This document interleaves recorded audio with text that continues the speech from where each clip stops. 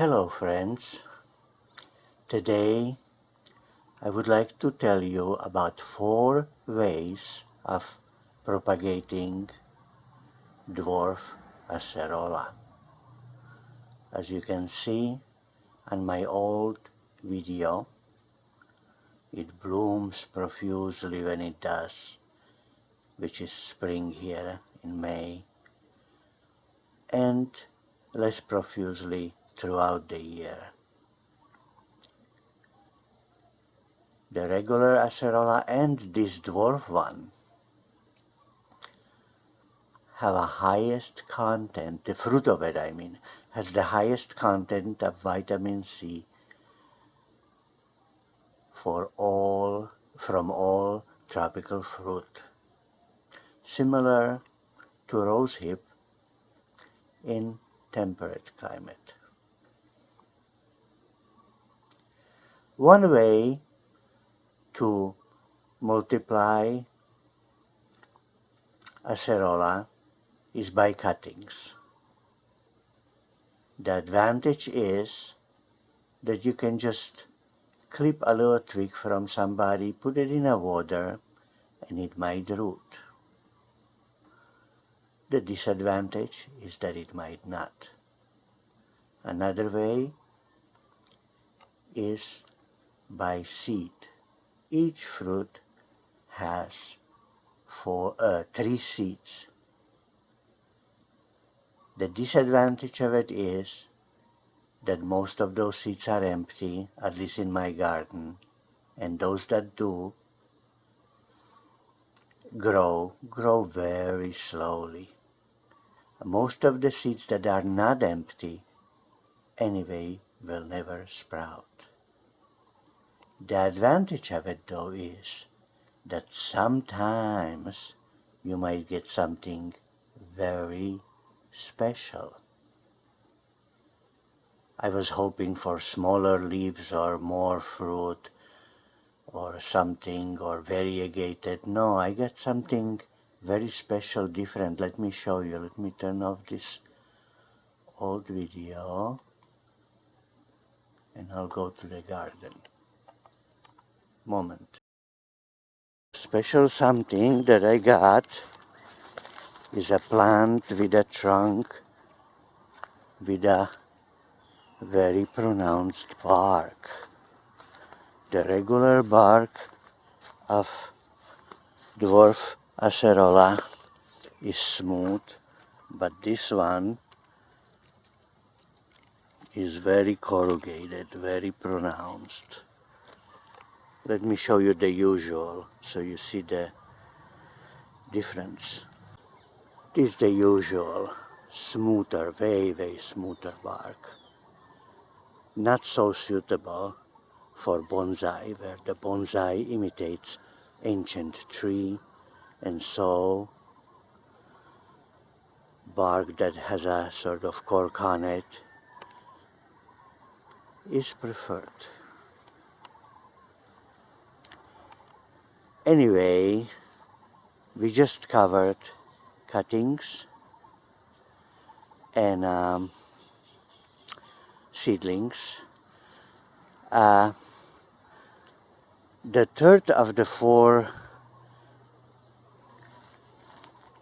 propagation methods that I want to show you would be air layering.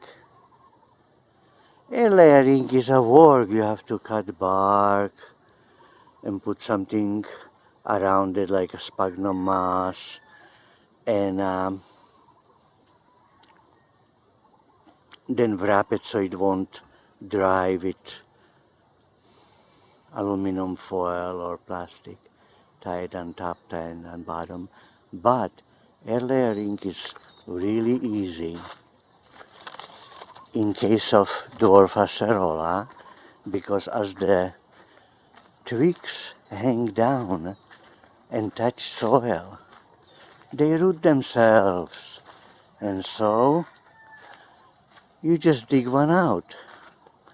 The disadvantage is that you have to know somebody who is growing it outdoors.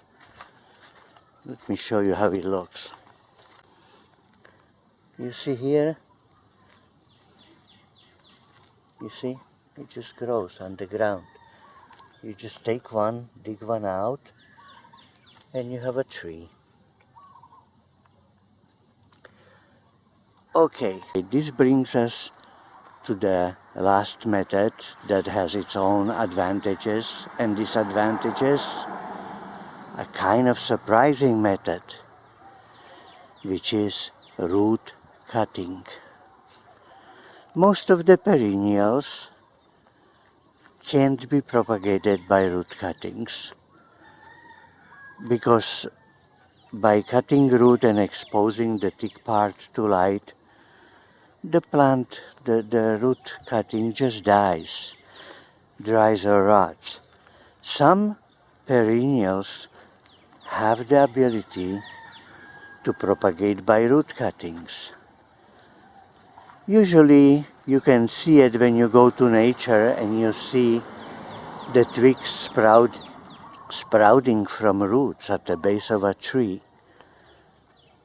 But some plants that propagate very well from root cuttings don't sprout twigs from the base, from the roots. And so you don't know unless you try or unless somebody tells you. Well, I'm telling you, to my surprise, that dwarf Acerola can do it, at least when the root is not too thin. Let me show you. It starts like this, a little greenery on the edges between the outer bark and the wood. And then it starts to have a little root, and then more, then actual twigs. And then you dig out the root, and you have a plant. You transplant it into wherever you want to grow it, in a pot or whatever. Sometimes even the thin root, but not so well. I don't know if you can see it. But the thick roots do it big time. Here I had one big plant planted. I transplanted, here was a pot. I transplant the plant, and the thick roots that went all the way to the ground start to sprout. What's the advantage of this method? Well, one is that it's easy. You're simply recycling something that you already have. Another is that you can get very twisted. The trunks of Acerola are pretty straight, but the roots, if they grew between rocks, aren't. Or even if they didn't grow between rocks. And so you can get more bonsai look as far as trunk, which formerly was root, having movement. Look how complicated this root would be once it turns into trunk, and once it starts to sprout, it'll be very unstraight trunk. A bonsai. Here is an example of plant that I shortened, dug out of the ground in order to plant in a pot. And it already sprouted, as you see here, branches. And then also another one where I cut the root and planted into pot. And if you take a closer look, you can already see between the outer bark and a wood in that active layer called technical name cadmium or cadmium or something, I don't know how to pronounce it properly, already appearing that little green thing that would turn into sprouts, into twigs, and so it'll become a plant, even though it's only a root cutting. Okay, my friends, that's all I was going to show you today. 4 ways of propagating, multiplying dwarf Acerola. Each one better than another in some way and worser in another. To recap,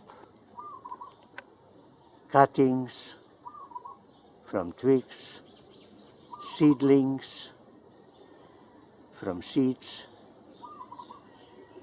air layerings from twigs, which always works and is very easy because of plants naturally just rooting once they touch the ground as they're hanging, and root cuttings when you're transplanting a big plant,